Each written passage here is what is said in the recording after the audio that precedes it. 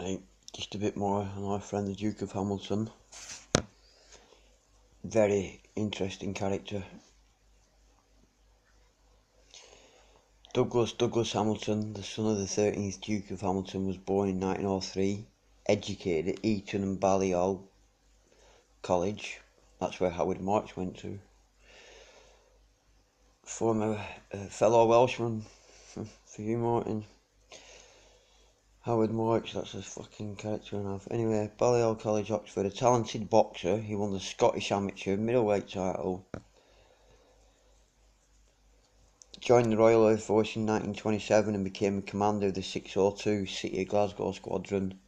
But, mate, he was a member of the Conservative Party. Douglas Hamilton was elected to the House of Commons in 1930 as the representative for East Renfrewshire. In 1933, he was chief pilot on the first flight over Mount Everest. In recognition of his role in the expedition, he was decorated with the Air Force Cross in 1935. Douglas Hamilton was sympathetic to neo-fascist groups like the Nordic League and the Right Club. This activity was monitored by MI5, and it was reported that he had many Nazi contacts in this country. This includes Archibald Ramsay, Lord Reddsdale, 5th Duke of Wellington, Duke of Westminster, and the Marquis of Graham.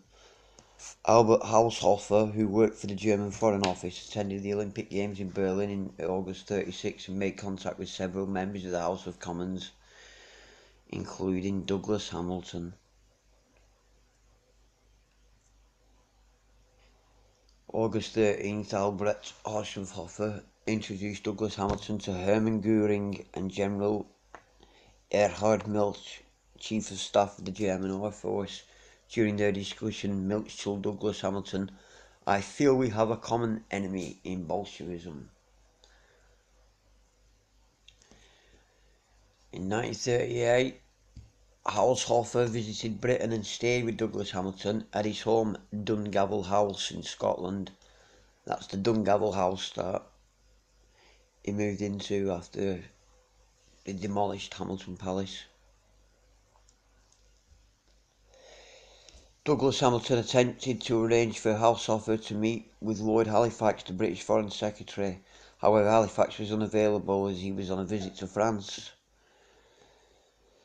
On 26 June 1938, Haushofer sent a report of his meeting with British politicians to Joachim von Ribbentrop, stating that Britain has still not abandoned her search for chances of a settlement with Germany. A certain measure of pro-German sentiment has not yet disappeared among the British people. The Chamberlain-Halifax government sees its own future strongly tied to the achievement of a true settlement with Rome and Berlin, with the displacement of Soviet influence in Europe.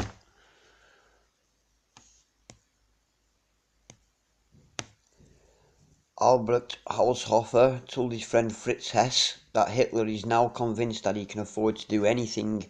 Formerly he believed that we must have the maximum armament because of the warlike menaces of the powers striving to encircle us, but now he thinks that these powers will crawl on all fours before him.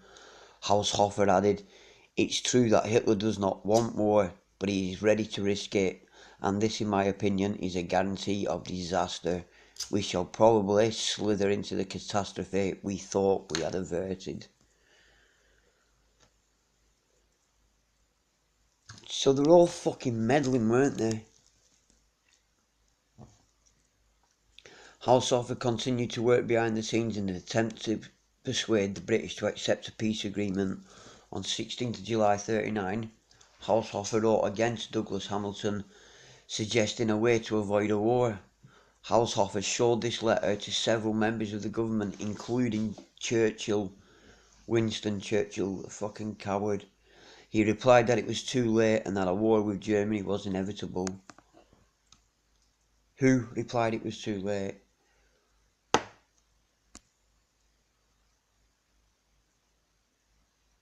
Douglas Hamilton replied that it was too late and that a war with Germany was inevitable.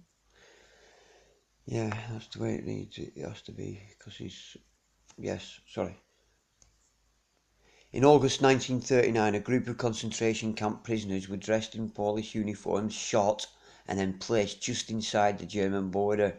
Hitler claimed that Poland was attempting to invade Germany. Fucking nothing new, is there?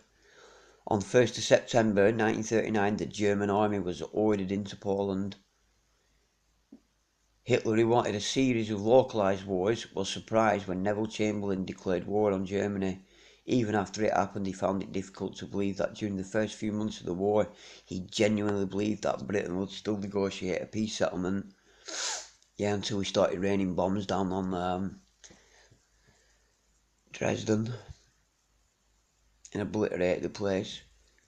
The story I've heard is that a bomb, what was headed for an armaments factory, came down too soon and it hit not in the East End, but close to the East End, and they went mental, saying that the Germans are now bombing civilians, and that was their excuse for fucking basically obliterating the German people and carpet bombing them.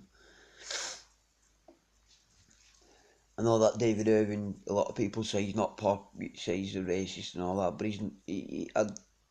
he makes compelling arguments. Whatever way it is, we're being lied to.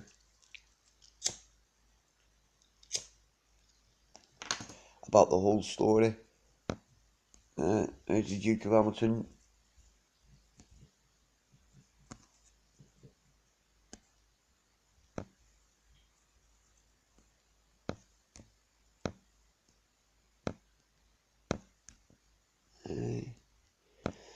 The letter was intercepted. The letter was referring to there, right? The letter was intercepted by MI5, and Hamilton was persuaded to work as a double agent. I knew these cats were up to something. I knew it was deep. Hamilton agreed to go to Lisbon to meet Haushofer. Colonel Tor Robertson, head of MI5's double agent section, wrote in April 1941, Hamilton, at the beginning of the war, and still is a member of the community which sincerely believes that Great Britain will be willing to make peace with Germany, provided the present regime in Germany were superseded by some reasonable form of government. He is a slow-witted man, but at the same time he gets there in the end. I know how he feels. And I feel that if he is properly schooled before leaving for Lisbon, he could do a very useful job of work. Well, that worked out well, didn't it? Robertson wanted Hamilton to extract a good deal of information from Haushofer about how Germany is weathering the war. Another MI5 agent wrote that presumably one fine day we shall be willing to listen to peace moves, and I see no reason why we should not get advanced knowledge if possible. However, before Hamilton's trip to Portugal could take place, Hess decided to fly Me-110, a Messerschmitt, I think that is, to Scotland with the intention of having a meeting Hamilton. That's what it says. Hess arrived in Scotland. Hess hoped that Hamilton would arrange for him to meet George VI.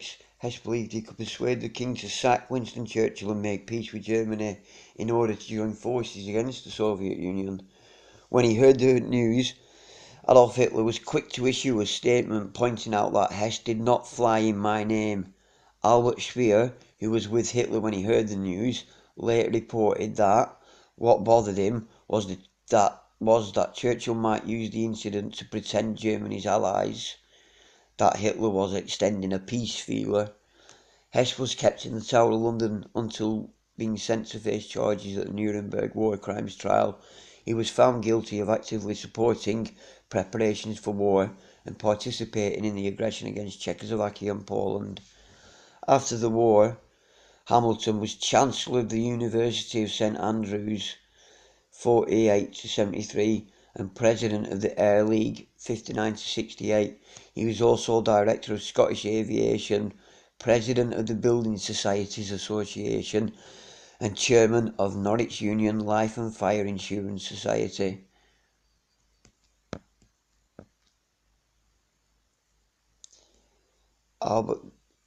There's the letter here. Albert Haushofer Letter to the Duke of Hamilton, dated 16th of July 1938.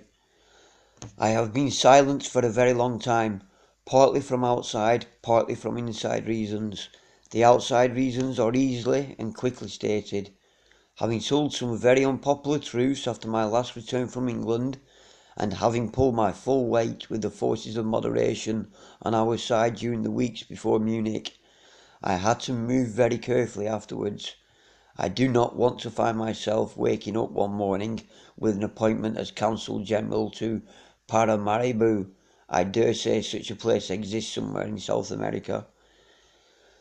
And that's where you all fled to, innit? When the shit hit the fan. The inside reasons are less easily put down, but I think I can make them clear, at least to you. We have had more than one talk on the Versailles Treaty and its aftermath. You know how I feel about it. I have always regarded it as a failure on the side of the British farsightedness, to put it mildly. But you may blame the French.